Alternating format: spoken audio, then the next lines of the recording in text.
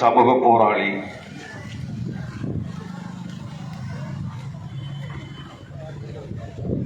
சமூக விடுதலை களத்திலே தன்னை ஒரு போராளியாக ஒப்புவித்துக் கொண்டு இந்த சமூகத்திற்காக தன் உயிரை கொடையாக கொடுத்து இந்த சமூக விடுதலை களத்தில் இன்னுயிர் கொடுத்த போராளிகளின் பட்டியலில் தன் பெயரையும் தியாகியாக பதிவு செய்து கொண்டிருக்கிற மாவீரன் ராமர் பாண்டி, தம்பி ராமர் பாண்டி அவர்களுக்கு முதலிலே என்னுடைய சார்பாகவும் நான் சார்ந்திருக்கிற மக்கள் விடுதலை கட்சியின் சார்பாகவும் என்னுடைய வீர வணக்கத்தை நான் இந்த இடத்திலே சமர்ப்பிக்கிறேன்.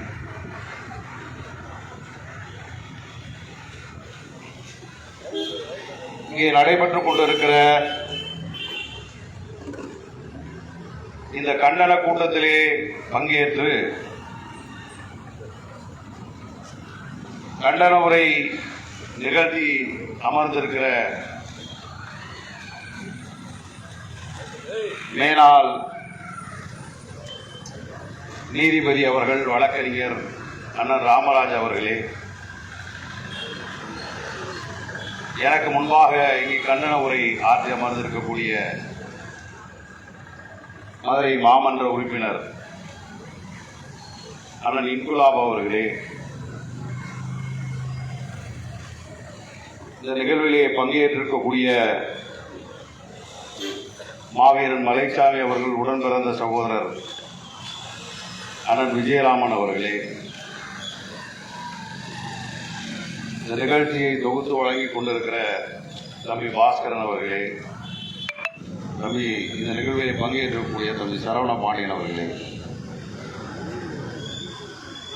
அதேபோல் இந்த பகுதியினுடைய தலைவராக அரசு ஊழியராக இருந்த காலத்திலும் இந்த சமூகத்திற்காக அரசு ஊழியர் அணியின் சார்பாக தன்னை ஒப்புவித்துக் கொண்டு இன்றும் களப்பணியில் இருக்கக்கூடிய அண்ணன் RMS ஜெயபாலம் உள்ளிட்ட நான் பேர் சொன்ன பேர் சொல்லாத இங்கே வருகை தந்திருக்கிற வந்து சென்றிருக்கிற அனைவருக்கும் நான் இந்த நேரத்திலே நன்றி சொல்லக்கூடாது. ஏனென்று சொன்னால் இது நன்றி நவிழக்கூடிய இடம் அல்ல. நான் அவர்களுக்கெல்லாம் ஒரு சகோதரன் என்கிற முறையிலே சக சகோதர உணர்வை நான் வெளிப்படுத்த கடமைப்பட்டிருக்கிறேன். அதேபோல் இந்த அனுப்பானடி பகுதியிலே வாழக்கூடிய மக்களும் இங்கே வருகை தந்திருக்கக்கூடிய பல்வேறு பகுதியை சேர்ந்த சமூக விடுதலை களத்திலே நிற்கக்கூடிய விடுதலை கருத்துக்களை உள்வாங்கி களமாடி கொண்டிருக்கிற போர்க்குணமிக்க உங்கள் அனைவருக்கும் மீண்டும் வணக்கத்தை சொல்லி தம்பி ராமர் பாண்டி அவர்களுக்கு நான் வீர வணக்கத்தை சமர்ப்பிக்கிறேன். இந்த நேரத்திலே அவரை இழந்து வாழக்கூடிய அவருடைய குடும்பத்தாருக்கும் அவர் தலைமை ஏற்றுக்கொண்டு சமூக விடுதலை களத்திலே போராளிகளாக அணிவகுத்து நின்று கொண்டிருக்கக்கூடிய செயல் வீரர்கள், அடலியர்கள், தேவேந்திர சமூகத்தினுடைய இளைய போர்க்கள வீரர்கள் அனைவருக்கும் நான் இந்த நேரத்திலே மீண்டும் என்னுடைய உணர்வுகளை அவர்களோடு நான் பகிர்ந்து கொள்கிற களமாகவே இந்த கண்டன உரை களத்தை நான் கருதுகிறேன். இங்கே எனக்கு முன்பாக பேசிய அண்ணன் இன்குலாப் அவர்கள் ஒரு பழுத்த அரசியல் பிரமுகர், ஒரு ஆழ்ந்த சமூக பற்றாளர், சமூக விடுதலை களத்திலே பல போர்க்களங்களை சந்தித்து இந்த சமூகத்திற்கு பல முன்னுதாரணங்களை படைத்து காட்டிய அண்ணன் இன்குலாப் அவர்கள் இங்கே பேசுகிற பொழுது இந்த சம்பவத்திற்கு பின்பாக இருக்கக்கூடிய அத்தனை விதமான சூழ்ச்சிகளையும் சரிகளையும் இந்த கொலைக்கு பின்பாக இருக்கக்கூடிய அரசியல் சூழ்ச்சிகளையும் ஒரு வழக்கறிஞர் என்கிற கோணத்திலே மிக தெளிவாக இங்கே எடுத்து வைத்தார்கள்.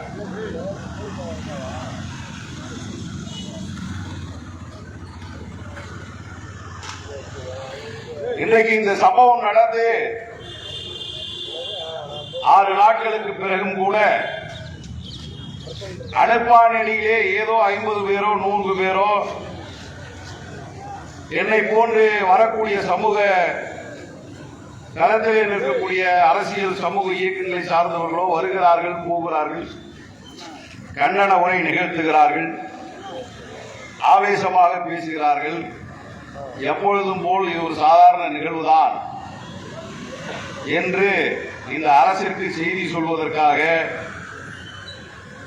இங்கே ஒற்றர் படையாக, உளவு படையாக குறிப்பிடுத்திக் கொண்டிருக்கிற காவல்துறையினுடைய செவியாக செயல்பட்டிருக்கிற இன்டெலிஜென்சி பியூரோ செக்ஷன் இங்க இருக்கும் போலீஸ். நான் பேசுகிற பேச்சு அந்த உளவு பிரிவிற்கான செய்தி. ஒன்றை மட்டும் நான் தெளிவாக சொல்கிறேன், உலகத்தில் 2 ஜாதிகள் தான். ஒன்று அநீதி இழைக்கிற ஜாதி, இன்னொன்று அநீதிக்கு ஆளாகிற சாதி. 2 சாதி தான் உலகத்தில் இருக்கிறது. எங்கெல்லாம் ஒருவன் ஒடுக்கப்படுகிறானோ, அந்த ஒடுக்குமுறைக்கு எதிராக எவனெல்லாம் போராடுகிறானோ அவன் என்னுடைய நண்பன் என்று சொன்ன சேக்குவேராவினுடைய வழியிலே நிற்கக்கூடியவர்கள் நாங்கள் என்பதை காவல்துறையும் உளவு பிரிவும் இந்த மாநிலத்தை ஆண்டு கொண்டிருக்கிற முதலமைச்சரும் கவனமாக புரிந்து கொள்ள வேண்டும் என்பதுதான் நான் இங்கே வைக்கக்கூடிய முதல் பதிவு.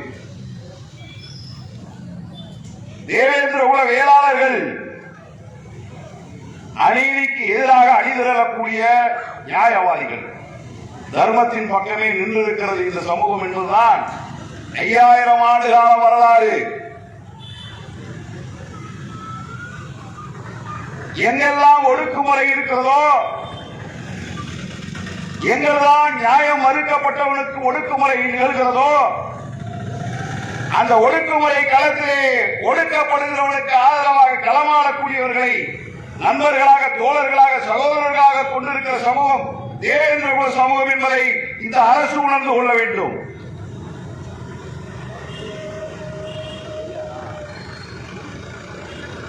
கீழடியிலே ஆய்வு செய்கிறீர்களே,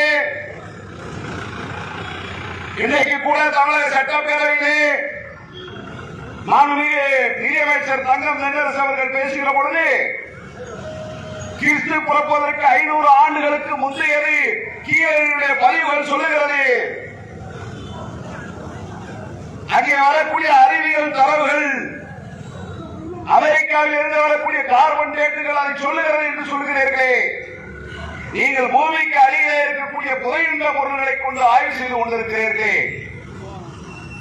பூமிக்கு அடியிலே இருக்கக்கூடிய மிச்சங்களையும் எச்சங்களையும் ஆய்வு செய்து கொண்டிருக்கிற மத்திய மாநில அரசுகளே, அந்த எச்சத்தின் தொடர்பாக உயிரோடு இருந்து கொண்டிருக்கிற மனித கூட்டம் ஒன்று இந்த நாட்டிலே இருக்கிறது என்பது உனக்கு தெரியுமா? அவர்கள்தான் அடுப்பாடியிலே இருக்கக்கூடிய தேவேந்திர குல வேளாளர்கள் என்பதை தமிழ்நாடு முதலமைச்சர் மாண்புமிகு ஸ்டாலின் அவர்கள் புரிந்து கொள்ள வேண்டும். கீழடியிலே இருக்கக்கூடிய அந்த தொல்குடியினுடைய மிச்சம் அடுப்பாடியிலும், அவனியாபுரத்திலும், பாட்டத்திலும், கொந்தகையிலும், மணலூரிலும், மதுரை மாநகரத்தை சுற்றி கிட்டத்தட்ட 50-100 கிலோமீட்டர் தூரத்தில் இருக்கக்கூடிய ஒவ்வொரு தேவேந்திரனும் பாண்டிய இனத்தினுடைய நேரடி வம்சங்கள், வாரிசுகள் என்பதை இந்த அரசு மறந்துவிடக்கூடாது. புறமுதுகிட்டு ஓடுவது எங்கள் வரவல்ல.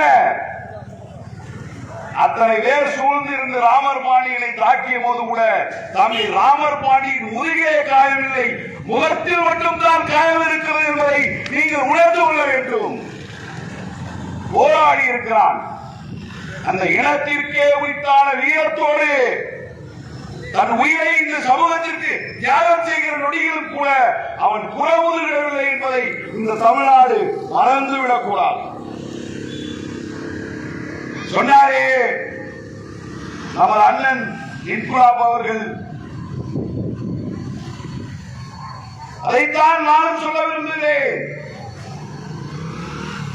சட்டேன 2012ஆம் ஆண்டு மதுரை நீதிமன்ற வாயிலே நடத்தப்பட்ட கூட்டங்களுக்கு எதிரான கண்டன கூட்டத்தை 2012 நடத்திய போது இந்த முருகராஜன் அந்த கூட்டத்தில் பேசியதை யாரும் மறந்திருக்க கூடாது, மறந்து விடவும் கூடாது. அன்றைக்கு நான் சொன்னேன், ஒளிந்து மறைந்து தாக்குகிற போக்கை விட்டு விடுங்கள். தமிழ் குடியிலே பிறந்தவர்கள் மல்லர் குடியும் மழக்குடியும் என்று சொன்னார். அது ஒரிஜினாலிட்டியை செக் பண்ணிடுவோம். ஒரு இடத்துல கோடு போடு, நேருக்கு நேர் சந்திப்பதற்கு இந்த மல்லர் குடி தயாராக இருக்கிறது என்று சொன்னேன். அன்றைக்கு நான் சொன்னதை இந்த நாடு மறந்திருக்கலாம். ஆனால் கிட்டத்தட்ட அதே 12 ஆண்டுகளுக்கு பிறகும் அது தொடர்கிறது, நீட்சியாக தொடர்கிறது.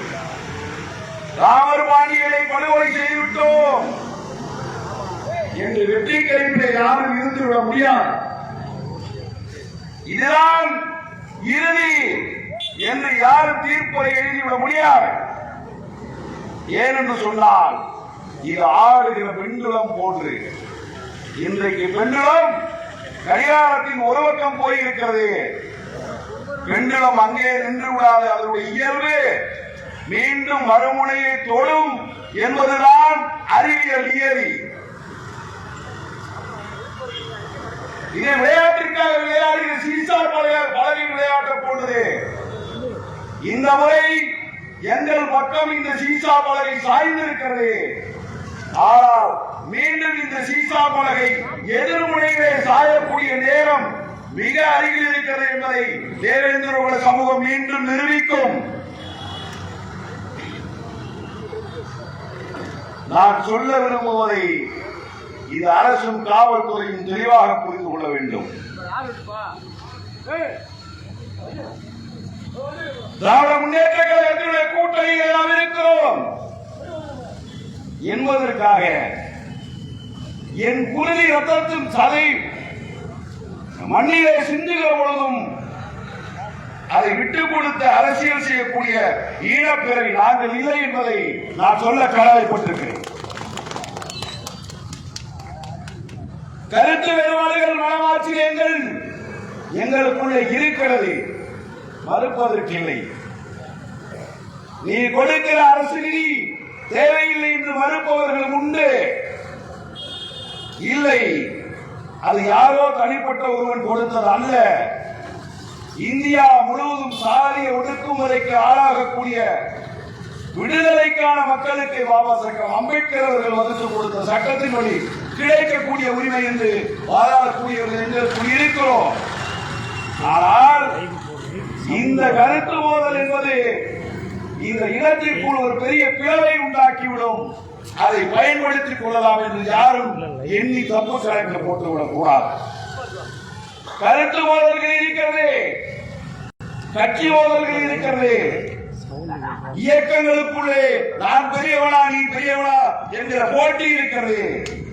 அது ஆரோக்கியமான போட்டி, யார் நல்ல தலைமையை தர முடியும் என்பதற்கான போட்டியை தவிர எங்களுக்குள் விட்டுக் கொடுக்கிற போட்டி இல்லை என்பதை இந்த நாடு உணர்ந்து கொள்ள வேண்டும்.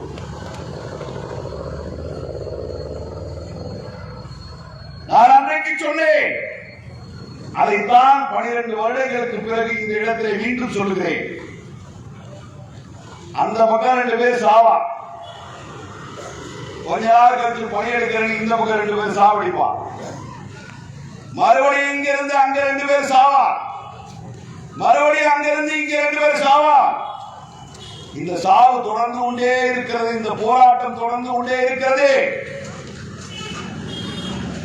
காவல்துறைக்கு என்ன வேலை தெரியுமா? நீ ஒரு எஃப்ஐஆர் போடுவ, ஒரு சார்ஜ் போடுவ, ஒரு போஸ்ட்மார்ட்டம் பண்ணுவ, போராட்டத்தில் வரவனுக்கு போனா அழகி போயிடும், செத்து போறவனுக்கு அது மரியாதை இல்லை, இதை வாங்கி அடக்கம் பண்ணுங்க, நாங்க அதை பண்ணிருக்கோம் இதை பண்ணிருக்கோம் என்னென்ன பண்ண போறோம் தெரியுமா அப்படின்னு உன் தரப்பு நியாயத்தை சொல்லுவ. எங்கள சில பேரை அனுப்பி விட்டு எங்களையே மடைமாற்றம் செய்ய விட்டு உன் காரியத்தை சாதித்து நீ கொடுத்துட்டு போயிடுற. வாங்கிறோம், அடக்கம் பண்ணிடுறோம், பிரச்சனை முடிஞ்சிருச்சா?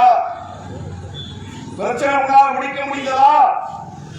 காவல்துறையினுடைய நோக்கம் இன்றைக்கு இந்த பிரச்சனையை எப்படி முடித்து வைப்பது, இந்த போராட்ட களத்தில் இருந்து இந்த மக்களை எப்படி வெளியேற்றுவது, இந்த பிரேதத்தை எப்படி அடக்கம் செய்வது என்பதாக மட்டும் இருக்கிறதே தவிர இந்த இரண்டு சமூகங்கள் ஒன்றுக்கொன்று மோதிக்கொள்ளாமல் தடுப்பதற்கு நிரந்தர தீர்வு இருக்கு எது இருக்கிறது என்று என்றைக்காலும் இந்த நாட்டையான அரசாங்கங்கள் எண்ணி பார்த்ததுண்டா? அப்படி எண்ணி பார்க்காத வரைக்கும் நான் சொன்னதை போல இது ஒரு கடிகாரத்தில் ஆடக்கூடிய பெண்டுலத்தை போல் ஓரிடத்தில் நிலையாக நிற்க போவது இல்லை. இன்றைக்கு ராமர் பாண்டியன் என்று இந்த பெண்டுலம் வடக்கே வந்திருக்கிறது என்று சொன்னால் நிச்சயம் திருப்பி அது தெற்கே போகும். அதற்கான பயணம் இருக்கிறது.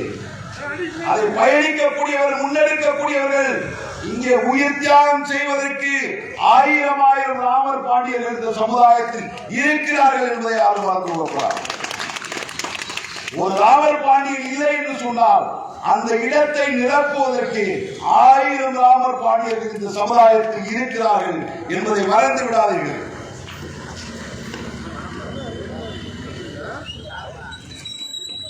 அப்படி என்று சொன்னால் பாருங்க என்ன நடக்குது. குற்றவாளிகள் எல்லா பேரும் சரண்டர் ஆகலாம். எங்களுக்கு அதுதான் வருத்தம். சரண்டர் ஆகிறது அவனா சரண்டர் ஆகல, அவனை போய் சரண்டர் ஆகிட்டு அனுப்பிச்சு விடுறது போலீஸ் அனுப்பிச்சு. அப்ப சரண்டர் ஆகிறவனை சரண்டர் ஆக சொன்னது நீ.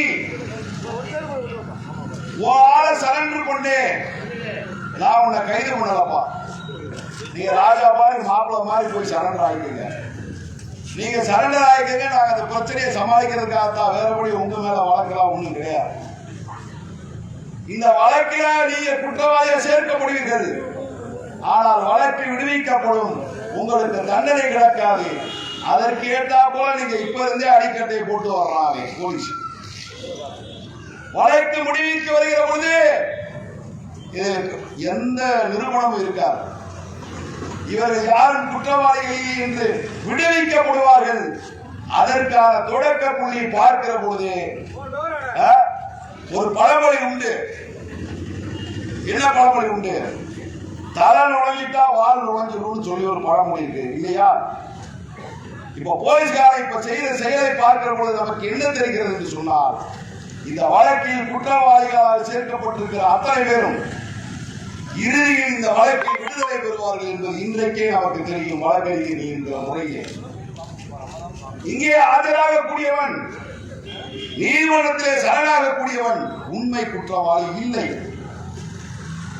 உண்மை குற்றவாளி யார் என்பதும் காவல்துறைக்கு தெரியும். உண்மை குற்றவாளிகள் உன் பக்கத்திலே உன் டேபிள்ல உட்கார்ந்து உங்களை பிரியாணி சாப்பிட்டு இருக்கான், அது எங்களுக்கு தெரியும். உண்மை குற்றவாளி காவல்துறையோடு பின்னி பிணைந்திருக்கிறார். ஏன் என்று சொன்னால், இதை சொல்றா 2 வண்டி டூ வீலர் 2 வண்டி 8 பேர் வந்தான், காருக்குள்ள 10 பேர் இருந்தான், மொத்தம் 10 4 10 8 18 பேர். ரைட்டு, இந்த 18 பேரும் ஒரே இடத்துல உட்கார்ந்து ராமர் பாண்டிய கொலை செய்யணும்னு முடிவெடுத்து வந்து கொலை செஞ்சுட்டு நேர கோர்ட்ல போய் சரண்டர் ஆகிட்டு வேலை முடிஞ்சிருச்சா? நான் கேட்கிறேன், இந்த 18 பேரை நீங்க அனுப்பி வைத்தவன் யாரா? Who is the culprit? Who is the black sheep? யார் அந்த கருப்பாடு? இந்த திட்டங்களுக்கு பின்புலமாக மூளையாக செயல்பட்டவன் யார்? அவனை உன்னால பிக் பண்ணி எடுக்க முடியுமா? முடியாதா?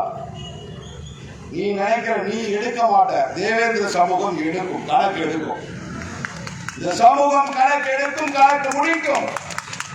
கணக்கை மட்டும் எடுக்க மாட்டோம், கணக்கையும் முடிப்போம்.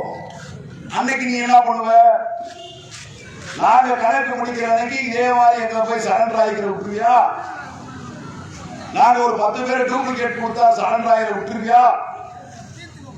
இப்ப முருகராஜன் பேசுறதுக்கு முருகராஜன் மேல கேஸ் போட மாட்டேன்னு சொல்லு. சரியான காவல்துறை. தப்பு எங்க நடக்குது தெரியுமா? இந்த நாட்டில் சாதி மோதல்களுக்கு காரணமே இந்த அயோக்கிய அரசியல்வாதிகளும் இந்த காவல்துறை கையவாளிகளும் தான் இந்த நாட்டு சாதி மோதலுக்கே காரணம். யார் காரணம்? இங்க இருக்கிற அரசு ஒடுக்கப்பட்டவங்களுக்கு ஆதரவான அரசா? அது அதிமுக திமுக வேறுபாடா எனக்கு கிடையாது. அரசியல் உறவு, கூட்டு, நட்பு என்பது வேறு, சமூகம் பாதுகாப்பு என்பது வேறு. ரெண்டு வேறு என்பது எனக்கு தெரியும். இன்றைக்கு தமிழ்நாட்டிலே இந்திய விடுதலைக்கு பிறகு இருக்கக்கூடிய எல்லா அரசுகளும் ஆதிக்க சாதிகளுக்கான அரசியலை தவிர ஒடுக்கப்பட்டவர்களுக்கான அரசியல் இல்லை என்பது எங்களுக்கு மாற்று கருத்து இல்லை. இந்த அரசு எங்களுடைய அரசாக இருந்தால், இந்த அதிகாரம் எங்களுடைய அதிகாரமாக இருந்தால், இந்த காவல்துறை நாங்கள் இயக்கக்கூடிய காவல்துறையாக இருந்திருந்தால், கொலை நடந்த 1 மணி நேரத்தில் குற்றவாளியின் குற்றத்தை செய்ய சொல்லி தூண்டியவனையும் என்னுடைய போலீஸ் கைது செய்து சிறையில் அழைத்திருக்கும். ஆனால் இருக்கிற அரசும் இருக்கிற இந்த காவல்துறையும் ஒடுக்கப்பட்டவனுக்கு எதிரான நிலையிலே இருக்கிறது, ஆதிக்கவாதிகளுக்கு அனுசரணையாக இருக்கிறது. எனவேதான் அப்படியே பூ மஞ்சள் விரிச்சு பூவுல பாலை போட்டு குற்றவாளி கூட சரண்டர் பண்ணோம். சரணடைகிறார்கள். இன்ன வரைக்கும் ஒருத்தரை கூட காவல்துறை பிடித்து கை விளங்கிட்டு சிறைச்சாலைக்கு அனுப்பி வைக்கவில்லை.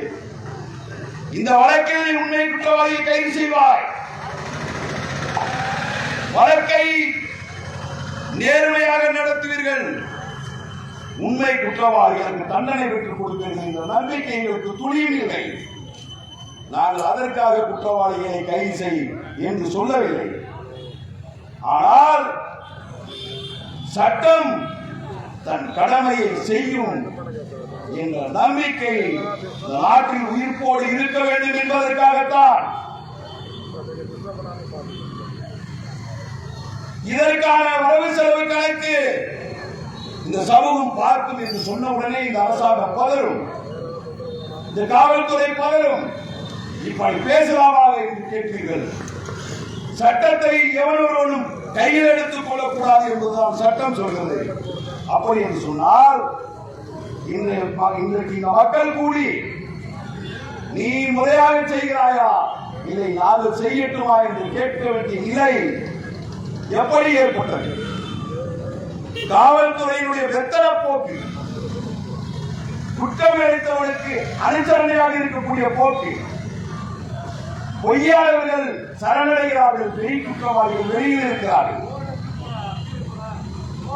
தூண்டப்பட்டவன் சரணடைகிறான், தூண்டியவன் எங்கோ உல்லாசமாக இருக்கிறான் என்பதை உணர்ந்து கொண்டதாலே தான் இன்றைக்கு கடமையை நீங்கள் செய்யுங்கள், இல்லை என்று சொன்னால் இந்த சமூகம் நீதிக்கான போராட்டத்தை சமூகம் முன்னெடுக்கும் என்று சொல்ல வேண்டிய நிலைமை உருவாகி இருக்கிறது என்பதை நான் சொல்ல கடமைப்பட்டிருக்கிறேன். ராமர் பாண்டி ஏதோ பெரிய தேச விரோதி போல, ஏதோ ஒரு சமூக விரோதி போல, ராமர் பாண்டியை ஏதோ ஒரு காஷ்மீர் தீவிரவாதியை போல, ராமர் பாண்டியை என்னவோ இந்த நாட்டு மக்களுக்கு சமூகத்திற்கு எதிரானவனை போல இவர் இறந்து போனார். குற்றவாளிகளை கை வைத்து கைது செய்ய வேண்டாம். அவர்களை குற்றவாளிகளாக இந்த அரசு கருதவில்லை. ஏதோ பெரிய இந்த நாட்டு போலீஸ் செய்ய முடியாத நிலையை நீங்க செஞ்சு கொடுத்தாங்கப்பா. நாட்டுக்கு பெரிய பெரிய காரியத்தை செஞ்சு கொடுத்தாங்கப்பா. இவங்களுக்கு ஒரு தியாகி அந்தஸ்து மரியாதையோடு போய் சரணடைஞ்சுக்கிறதா? அப்படியே அண்ணன் சொன்ன மாதிரி அமெரிக்கா தயாரிப்பு பூட்ஸ்களை போட்டுக்கிட்டு திரைப்படத்தில் கதாநாயகன் நடந்து வர மாதிரி இந்த சரணடைந்தவர்கள் போவதும் வருவதுமாக இருக்கிறார்கள் என்று சொன்னால் இந்த அரசு அவர்களை குற்றவாளிகளாக பார்க்கவில்லை, அரசுக்கு உதவி செய்தவர்களாக, அரசுக்கு நண்பர்களாக, அரசுக்கு வேண்டியவர்களாக இந்த அரசு பார்க்கிறது. அதனால் தான் சொல்கிறோம், அரசுக்கு உயர்ந்த சாதி தாழ்ந்த சாதி என்ற பார்வை இருக்கக்கூடாது.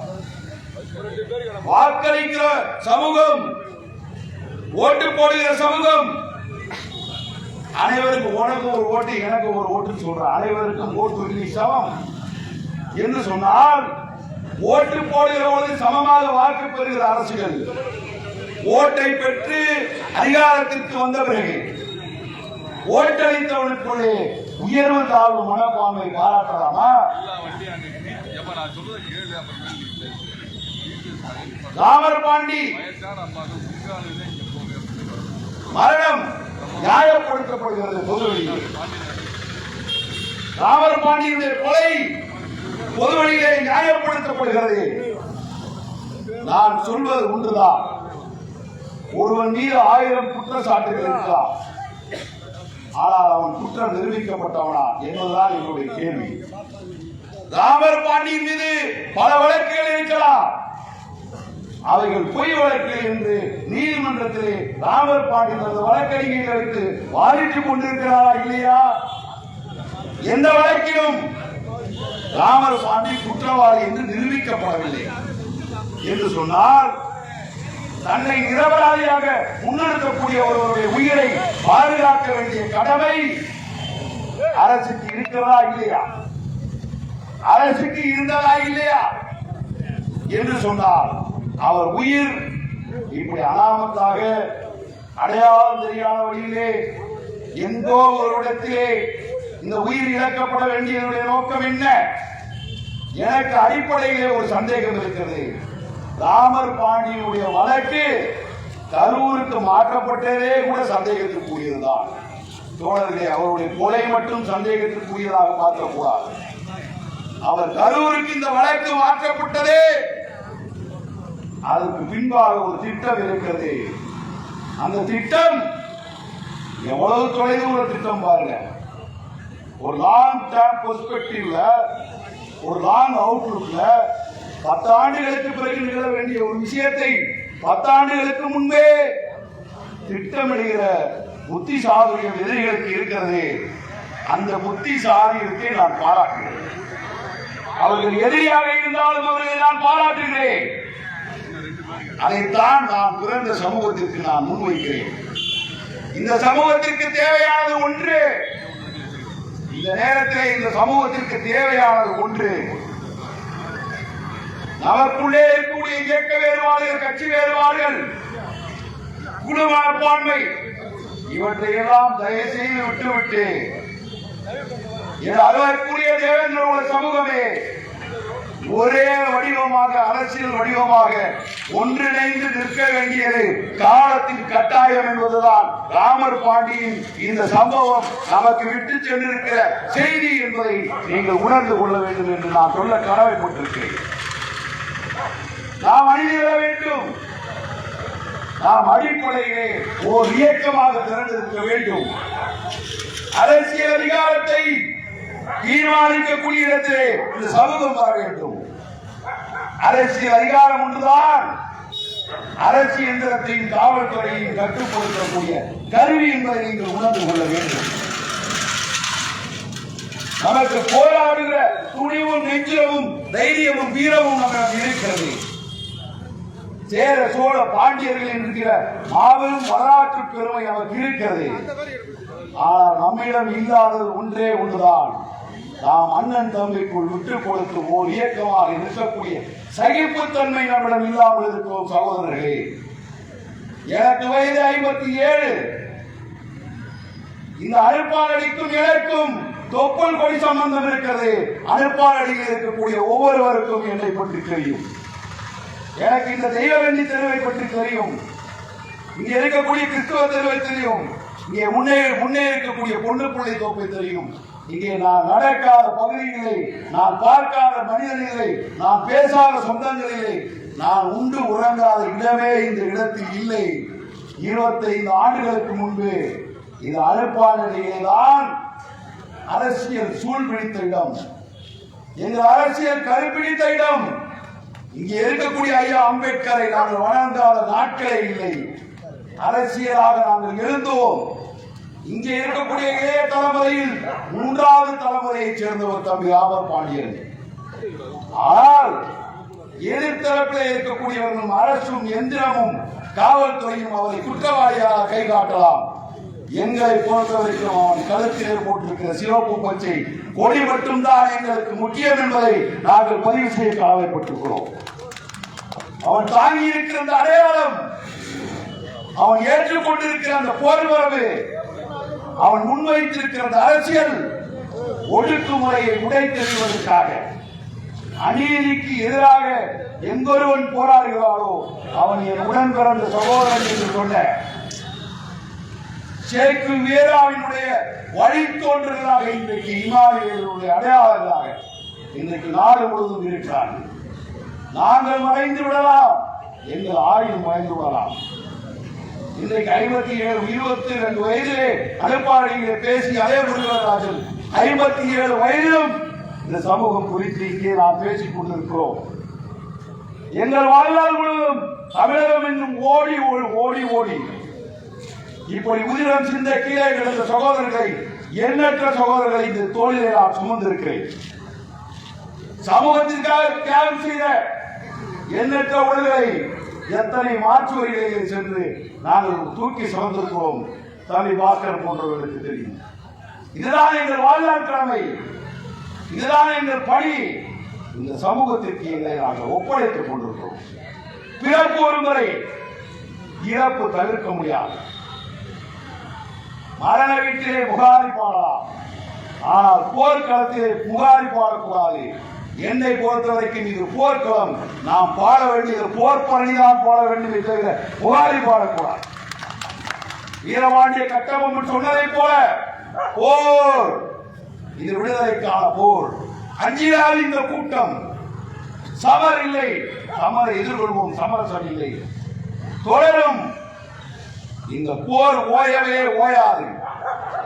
இந்த போர்க்களத்தில் அநீதி வீழ்த்தப்படும், நீதி நிலைத்திருக்கவும். இது நீதிக்கு எதிரான போராட்டம். உலகத்திலே 2 சாதிகள், ஒன்று அநீதி செய்பவன், இன்னொருவன் நீதிக்காக போராடுகிறவன். மீண்டும் சொல்கிறேன், அநீதியை எதிர்த்து நீதிக்காக போராடக்கூடிய சமூகம் இது அடுப்பானையிலும் பாட்டத்திலும் கொந்தகையிலும் சிந்தாமணியிலும் இந்த மதுரை மண்டலத்தை சுற்றி 100 கிலோமீட்டர் தூரத்திற்கு பரவி கிடக்கக்கூடிய அத்துணை தேவேந்திர குல வேளாளர்களும் 5000 வருடங்களாக போரை சந்தித்த ஒரு மாபெரும் தமிழ் சமூகம் என்பதை இந்த நாடு மறந்துவிடக் கூடாது. ஆக இந்த யுத்தம் காவல்துறைக்கு ஒரே ஒரு வேலைதான். அங்கிட்டு செத்தாலும் நீ எஃப்ஐஆர் போடு, சார்ஜ் போடு, போஸ்ட்மார்டம் பண்ணி கொடு. இங்கிட்டு செத்தாலும் எஃப்ஐஆர் போடு, சார்ஜ் போட்டு, போஸ்ட்மார்டம் பண்ணி கொடு. இது மட்டும்தான் உன்னால செய்ய முடியும். ஆனா இந்த யுத்தத்தை நீ நிறுத்த முடியாது. இந்த யுத்தம் சமூக விடுதலைக்கான யுத்தம், இந்த யுத்தம் சமதர்மத்திற்கான யுத்தம், இந்த யுத்தம் மண்ணின் பூர்வீக குடிகள் மானத்தோடு மதிப்போடு மரியாதையோடு தலை நிமிர்ந்து வாழ்வதற்கான யுத்தம். இதுல சமரசம் எப்படி வரும்?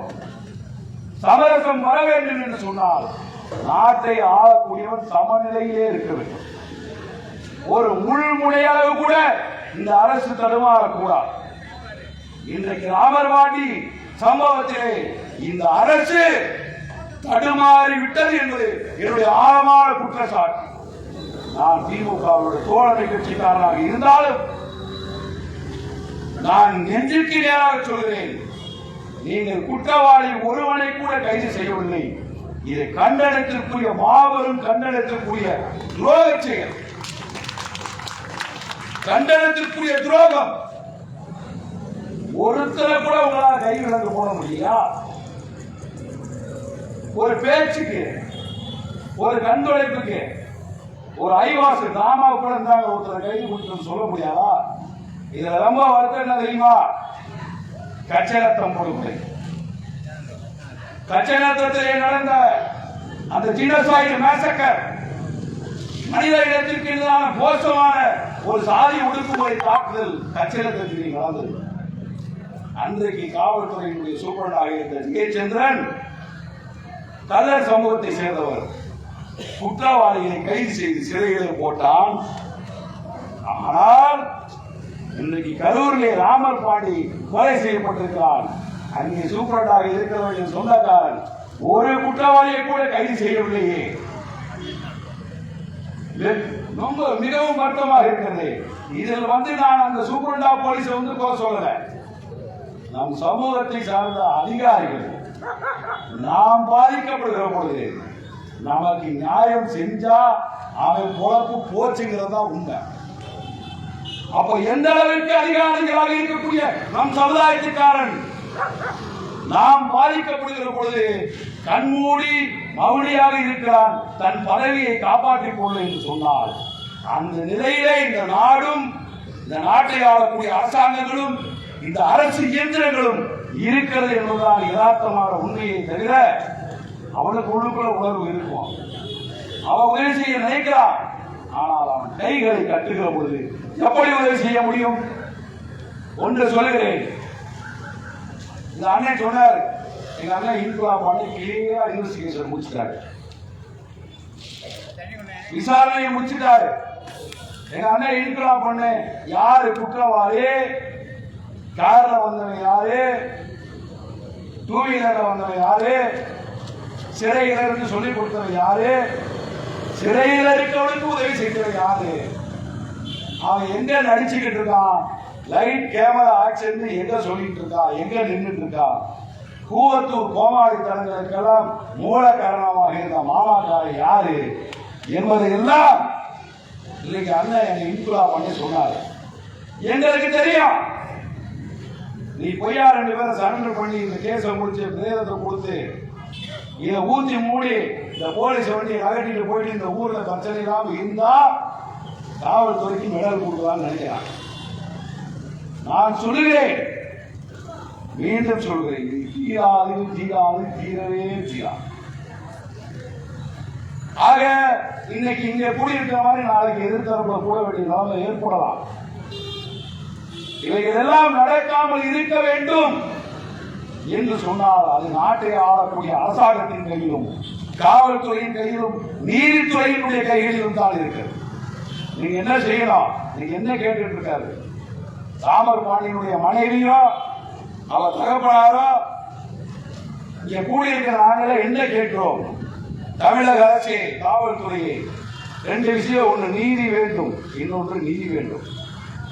நீதி வேண்டும், நிதி வேண்டும் என்கிறோம். நீதியை நீ கூட, நிதியை சட்டம் கொடுக்கும்.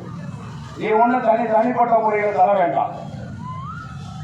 எந்த ஒரு மாநில அரசையும் மத்திய அரசையும் நம்பவில்லை. மத்தியிலே இந்திய அரசியலமைப்பு சட்டத்தில் எழுதப்பட்டிருக்கிற சட்ட பாதுகாப்பு அதுவாட்டுக்கு மெயின் ரோடு மாதிரி வந்து சேர்ந்து ஒரு நிதி வர வேண்டிய உதவிகள் வந்துவிடும். ஆனால் அந்த உதவி கூட கிடைக்காமல் இன்றைக்கு முட்டுக்கட்டையாக முதல் தகவல் அறிக்கை இருக்கிறது. நீதி என்பது உண்மையான குற்றவாளியை கைது செய்வதில் தான் இருக்கிறது. உண்மையான குற்றவாளியை கைது செய்து நீ அவனை நீதிமன்றத்தில் கொண்டு வா, நீதியின் பிடிக்கில் கொண்டு வா. You should bring the real culprit under the limelight of the legal proceedings. நீதியின் வெளிச்சத்திற்குள், நீதிமன்றத்தின் வெளிச்சத்திற்குள் உண்மையான குற்றவாளிகளை கொண்டு வா. கச்சரத்தம் வழக்கிலே அண்ணன் விஜயராமன் இருக்கிறார். அதே போல நமது நீதிபதி ராமராஜன் அவர்கள் இருக்கிறார்கள். அவரை போன்றவர்கள் எல்லாம், வழக்கறிஞர் பகத்சிங், தம்பி வேல்முருகன் போன்றவர்கள் எல்லாம் கச்சரத்தம் வழக்கே பாதிக்கப்பட்ட சமூகத்தின் சார்பிலே வழக்கறிஞர்களாக நாங்களே ஆஜராகி போராடி வாதாடி அந்த வழக்கு 16 குற்றவாளிகளுக்கு சாகும் வரை ஆயுள் தண்டனை நாங்கள் பெற்றுக் கொடுத்தோம் என்பதுதான் வழக்குடைய தீர்ப்பு. நீ ஒரே ஒரு வேலை செய்ய, போலீஸ் ரியல் அக்யூஸ்ட கொண்டு வந்து கோர்ட்ல ஜெயில அடைச்சு கோர்ட்ல சரண்டர் பண்ணி நீ போயிரு. அந்த வழக்கை நாங்கள் பார்த்துக் கொள்கிறோம். அந்த சாட்சிகளை நாங்கள் விசாரித்துக் கொள்கிறோம். அந்த வழக்கை நாங்களே நடத்திக் கொள்கிறோம். குற்றவாளிகளுக்கு நாங்களே தீர்ப்பு தண்டனை வாங்கி கொடுக்கிறோம். அப்படி நீதியின் பக்கம் நின்று அவர்களுக்கு தண்டனை கிடைத்தால் மீண்டும் இந்த சமூகம் போர் முறைக்கு போக வேண்டிய அவசியம் இல்லை. அப்படி நீதியின்பால் நின்று நீதியை பெற முடியவில்லை என்று சொன்னால் போர் முறைக்கு போவதை தவிர இந்த சமூகத்திற்கு வேற வாய்ப்பு என்ன இருக்கிறது? வேற என்ன வாய்ப்பு இருக்கிறது? தயவு செய்து எண்ணி பார்க்க வேண்டும். ஆக நாம் கேட்பது நீதியும் வர வேண்டும். இந்த சமூகத்திற்கு நிதி வேண்டும் என்று சொன்னால் நீங்கள் ஆவணங்களை திருத்தம் செய்து மேலதிக புகார்களை பெற்று அந்த முதல் தகவல் அறிக்கையை சட்டத்தின் பார்க்கொண்டு ஒழுங்காக அமைப்பீர்கள் என்று சொன்னால் நீதி என்பது இயல்பாக அந்த சமூகத்திற்கு அந்த குடும்பத்திற்கு கிடைத்துவிடும். நீதி என்பது உண்மை குற்றவாளிகளை கைது செய்து சட்டத்தின் பிடிக்குள் கொண்டு வருவதில் தான் இருக்கிறது. இதை தவறுகிற பட்சத்தில் மீண்டும் சொல்வேன், ஏதோ 50-100 பேர் அனுப்பானடியிலே கூடி இருக்கிறார்கள் என்று சொல்லிவிடாதீர்கள். எனக்கு ஒரு ஆசை இருக்குங்க, தனிப்பட்ட முறையில் என் சமுதாயத்துக்கு நான் சொல்ல வேண்டிய ஒரு விருப்பம், என்றைக்காவது ஒரு நாள் இப்படி ஒருவன் அநியாயமாக உயிர் பலியிடப்படுகிற பொழுது, என்றைக்காவது ஒரு நாள் இப்படி ஒருவன் சமுதாயத்திற்காக தன் ரத்தத்தை சிந்துகிற பொழுது, என்றைக்காவது ஒரு நாள் தியாகி இமானுவேல் சேகரை போல் இப்படி இளைய தலைமுறை தன் உயிரை தியாகம் செய்கிற போது, ஒரே ஒரு நாள் ஒட்டுமொத்த தமிழ்நாட்டில் இருக்கிற பச்சை புள்ள முதற்கொண்டு மொத்த தேவேந்திரன் என்னைக்கு ஒன்னா நீ சேர்றையோ அன்னைக்கு இந்த சமூகம் விடுதலை படும் என்பது உச்சி. அதுல என்னடா உங்களுக்கு சங்கடம்? கட்சி 100 கட்சி இருக்கட்டுமாப்பா, இயக்கம் 100 இயக்கம் இருக்கட்டுமாப்பா, நீ ஒரு கட்சி நடத்துற உனக்கு ஒரு கொள்கை இருக்கட்டும், நான் ஒரு கட்சி நடத்துறேன் எனக்கு ஒரு கொள்கை இருக்கட்டும். ஓ கொள்கையை நீ மேலே போட்டு முடங்கு சொல்லு, ஏன் கொள்கையை நான் மேலையிட்டு சொல்லுகிறேன், அது மக்கள் முன்னாடி வைப்போம். நான் ஒரு இலை போட்டு சாப்பாடு வைக்கிறேன், நீ ஒரு இலை போட்டு சாப்பாடு வை. அது எந்த இலையை தேர்ந்தெடுத்து உண்ண வேண்டும் என்பது மக்கள் முடிவு செய்து கொள்ளட்டும். ஆனால் அதற்காக ஏண்டா நம்ம 2 பிரிவா இருக்கணும், சமூகம் 2 ஏண்டா கலந்துருக்கணும்? அது வேற. மாவோ என்ன சொன்னாரு, மாசே துண்டு என்கிற மாவோ சீன புரட்சியாளர் என்ன சொன்னா தெரியுமா?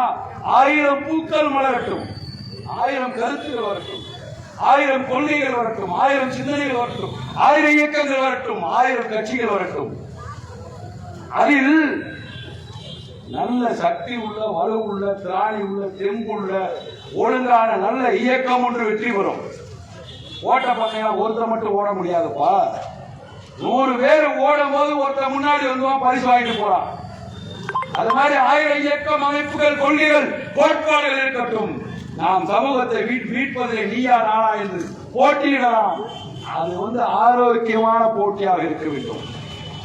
அதே நேரத்தில் இந்த இடத்தின் மீது ஒருவன் விரல் வைத்தால், விரல் வைக்கக்கூடிய கூட்டமே தவிடுபடியாக ஒதுக்கப்பட வேண்டும் என்பதே எனக்கு என்னடா கருத்து வேறுபாடு இருக்கு? எதுக்கு வேறுபடுற? இங்கே பேசிக் கொண்டிருக்கிற முருகராஜன் இந்த இரவு படுத்து உறங்குற போது இயற்கை எழுதிட்டாருன்னா அப்புறம் என்னடா முருகராஜன் தேவேந்திர ஒண்ணுல செத்தா வேணும். 10 பேர் வரையோ எவனே வராம போயோ எப்படியோ என் வாழ்க்கை போயிடும். அப்படி ஒவ்வொருத்தருக்கும் பிறக்கிற ஒவ்வொருவனுக்கும் இறப்பு என்பது தவிர்க்க முடியாத ஒன்று. அது ராமர் பாண்டிக்கு இப்படி வந்திருக்கு, நமக்கு எப்படி வருமோ யாருக்கும் தெரியாது. வர்றப்ப வரட்டும், எப்பொழுது மரணம் வந்தாலும் அது வீர வழக்கம் சொல்லி ஏற்றுக்கொள்கிற பக்குவம் நமக்கு இருக்கு. ஆனால் உயிர்ப்போடு இருக்கிற ஒவ்வொரு நிமிடமும் நீயும் நானும் ஒரு தாயின் வயிற்றில் பிறந்த தொப்புள் கோடி சொந்தங்கள் என்பதை விட்டுக் கொடுக்காதே, அதில் மாறுபடாதே.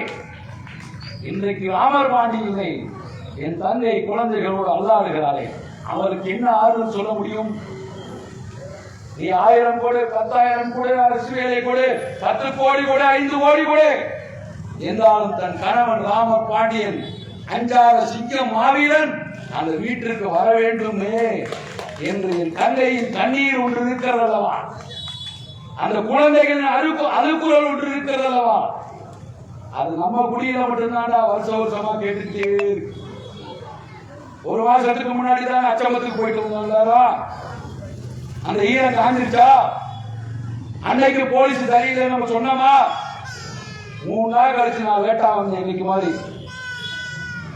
ஊர்ல உட்கார்ந்து போராட கலெக்டர் ஆபீஸ்க்கு போலான்னு கூப்பிட்டு போனேன். இந்த மாவட்ட ஆட்சித்தலைவர்கிட்ட என்ன சொன்னா தெரியுமா? உறவுக்கு வேற வேலையே இல்லை, பணத்தை வச்சுக்கிட்டே அரசியல் பண்றான்னு சொன்னான். அதனாலதான் இந்த முறை பணத்தை வச்சு நாங்க அரசியல் பண்ணலாம். நான் ஒருத்தர் மட்டுமா பேசுறேன், ஒட்டுமொத்த சமூகமும் பேசுது. ராமர் பாண்டி பிணமாக இருந்து கூட நீதிக்காக குரல் கொடுத்துக் கொண்டிருக்கிறார் என்பதை யாரும் மறந்து விடக்கூடாது. என்ன பொறுத்த வரைக்கும் நான் ஒன்று சொல்றேன், ஈழத்திலே பிரபாகரன் உயிர் கொடுத்தான். அவன் குடும்பத்தில் மதிவதனி, சார்லஸ், துவாரகா, பாலச்சந்தர் யாராவது உயிரோடு இருக்காங்களா? அந்த குடும்பமே அந்த சிலையை ஆக்கிவிட்டான் சிங்களவர்கள்.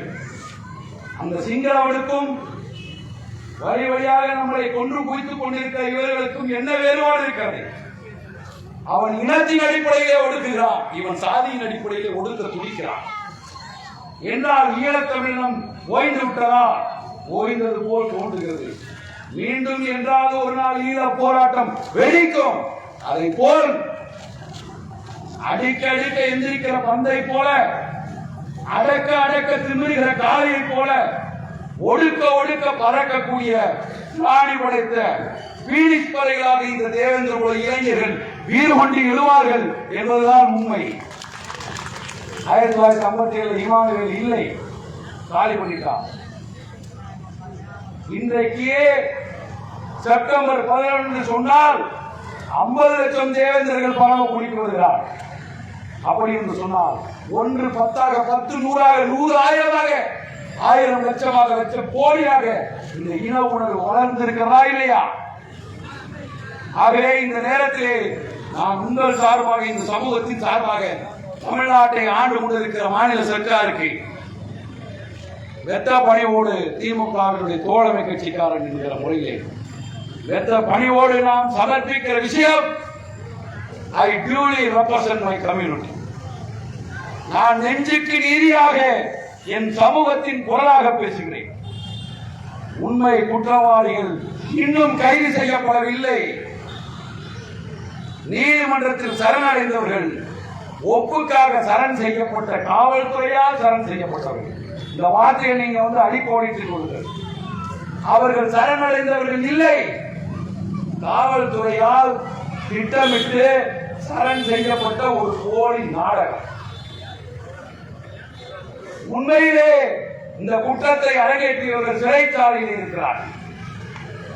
உண்மையிலே இந்த குற்றத்திற்கு மூளையாக செயல்பட்டவர்கள் எங்கோ இருக்கிறார்கள். அவர்கள் யார் என்பது எங்களுக்கு தெரியும். மாண்புமிகு தமிழக முதலமைச்சர் அவர்களே, மரியாதைக்குரிய காவல்துறை எந்திரமே, நீங்கள் தயவு செய்து உண்மை குற்றவாளிகளையும் அதை வடிவமைத்து கொடுத்தவர்களையும் அதற்கு மூளையாக இருந்து தூண்டியவர்களையும் கைது செய்து சட்டத்தின் பிடிக்குள்ளே கொண்டு வாருங்கள். தவறுகிற பட்சத்திலே இது முடிவிற்கு வராத ஒரு நீண்ட போராட்டமாக, நெடிய போராட்டமாக இது தொடர்ந்து போய்கொண்டே இருக்கும். இது சரவடியாக தொடர்ந்து கொண்டே இருக்கும். இது சரவடியாக தொடர்ந்து போய்கொண்டே இருக்கும். இது ஒரு முடிவிற்கே வராது என்பதை இந்த நேரத்தில் சொல்லி, நீதி வேண்டும், நீதி வேண்டும் இல்லை என்று சொன்னார். நீதியை நாங்கள் தீர்மானிப்போம், நீதியை சட்டம் தீர்மானிப்போம். நீதியை சட்டம் தீர்மானிக்கட்டும், நீதியை இந்த சமூகம் தீர்மானிக்கும் என்பதை இந்த நேரத்தில் சொல்லி, மீண்டும் மீண்டும் நான் சொல்வது, இந்த சமூகம் யாருமே இல்லப்பா, யாருமே இல்லை. நமக்காக பேசுவதற்கு யாருமே இல்லை. நாம ரொம்ப நெருக்கமானவர்கள், நமக்கானவர்கள் என்று யாரெல்லாம் நினைத்துக் கொண்டிருக்கிறோமோ அவர்கள் கூட நமக்கு நெருக்கமானவர்கள் இல்லை என்ற உண்மையை புரிந்து கொள்கிறது. அரசு துறையில நமக்கு ஆள் இல்லை, அரசாங்கத்துல நமக்கு ஆள் இல்லை, நீதித்துறையில நமக்கு ஆள் இல்லை, பத்திரிகை துறையில நமக்கு ஆள் இல்லை, தொழில்துறையில தொழிற்சாலைகள்ல நமக்கு ஆள் இல்லை. எந்த இடத்தில் போனாலும் ஒரு உதவிக்காக ஏங்கி தவிக்கக்கூடிய ஏழை குடியாக எந்த விதமான பகுத்தறிவும் பொது அறிவும் இல்லாமல் ஏதாவது ஒரு வழியிலே நாம் உயர்ந்து விட மாட்டோமா என்று ஒவ்வொரு நாளும் போராடி கொண்டிருக்கிற உழைக்கும் மக்களாக இந்த தேவேந்திர குல மக்கள் இருக்கிறார்கள். ஆகவே நமக்கு துணை நாம் தான், நமது விடுதலைக்கு நாம் தான் என்பதை உணர்ந்து நாம் அனைவரும் அரசியல் சக்தியாக ஓர் அணியிலே திரள வேண்டும்.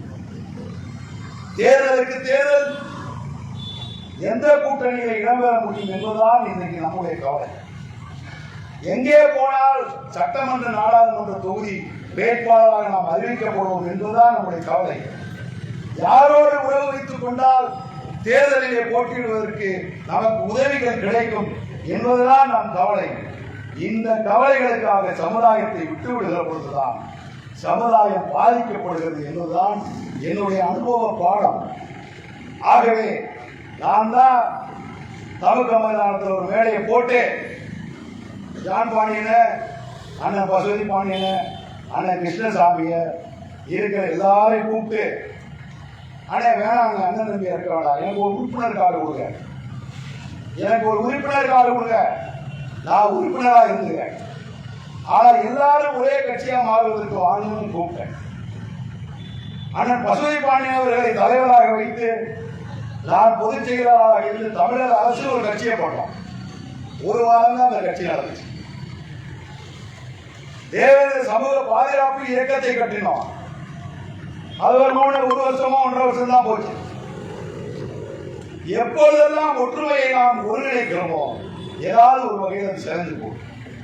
ஒருவேளை நான் வடிவமைக்கிறதுல உங்களுக்கு எல்லாம் கருத்து வேறுபாடு, முருகராஜன் நமக்கு வேண்டாம்னு சொன்னீங்கன்னா நான் திருப்பி சொல்றேன், நீங்க எல்லாரும் சேர்ந்து ஒண்ணு கட்டுங்க, அந்த கடைசி டிக்கெட் எனக்கு கொடுங்க, கடைசியில நீ ஒரு தொண்டன்னு சொல்லுங்க, நான் இருந்துக்கிறேன். ஆனால் மீண்டும் மீண்டும் சொல்லுகிறேன், இந்த சமூகத்திற்கு தேவை ஒற்றுமையும் ஒருங்கிணைப்பும் ஒரு வழியிலான அரசியலும் அதிகாரத்தை பெறுவதற்கான நம்முடைய வலுவையும் உறுதியையும் ஒற்றுமையை மேம்படுத்த வேண்டியதுதான் என்பதை ராமர் பாண்டிக்கு நாம் செய்யக்கூடிய ஒரு உண்மையான அஞ்சலி ஒன்று இருக்கலாம், சமூக ஒருங்கிணைப்பு தான் என்பதை சொல்லி இறுதியாக நான் சொல்வேன், இந்த போராட்டத்தை எந்த இடத்திலையும் கைவிட்டார். இப்ப நான் ஏதாவது வாங்க அங்க போகலாம் இங்க போகலாம் சொன்னா இவர் இதுக்குதான் வருவாரு, அவர் வந்தா இந்த போராட்டத்தை விட மாட்டாரு, தொடர்ந்து இழுத்துட்டு போயிடுவாருன்னு என் மேல ஒரு பெரிய குற்றச்சாட்டு வைக்கிறாங்க. சமரசம் பண்ணிக்கிட்டு இதை வாங்கி கொடுத்துட்டு எதையோ காம்ப்ரமைஸ் பண்ணி முடிச்சு விடாரு. அண்ணே எப்போ வந்தாலும் போராட்டத்தை வந்து இழுத்துட்டே போறாரு. அது ஒரு பெரிய சங்கடமா என்ன நோக்கி வருது, சங்கடமா வருது. நான் சொல்லுவேன், செத்துமான ராமர் பாண்டியன் உயிரோடு வரப்போவதில்லை. அதுக்கு ஏதாவது வாய்ப்பு இருக்கா? வாய்ப்பு இல்லை. அவனை கடத்தி கொண்டு போயிட்டாங்க, ஆளை இன்னும் கண்டுபிடிக்க முடியல நம்ம நினைச்சுப்போம். நம்ம கைப்பற்ற முடியாத இடத்துல உணவை போட்டு போயிட்டான்னு நினைச்சுக்குவோம். அது அப்படியே இருக்கட்டும். இந்த போராட்டத்தை வந்து நீங்க ஒரு எதிர்முனையாக கூட பின்விடக்கூடாது. அனுப்பான என்னுடைய அன்பிற்குரிய தேவேந்திர குல வேளாளர் சமுதாயம் எங்க இருக்கிறவன்னு சொல்லு. எப்பா நீ அனுப்பாளடிக்கு வந்துதான் போராட வேண்டிய அவசியம் இல்லை. தமிழ்நாட்டில் எங்கெங்க இருக்கோ அங்கங்க ரோட்ல உட்காடுறான்னு நான் சொல்றேன். தமிழ்நாடு முழுவதும் இதை பற்றி போடட்டும்.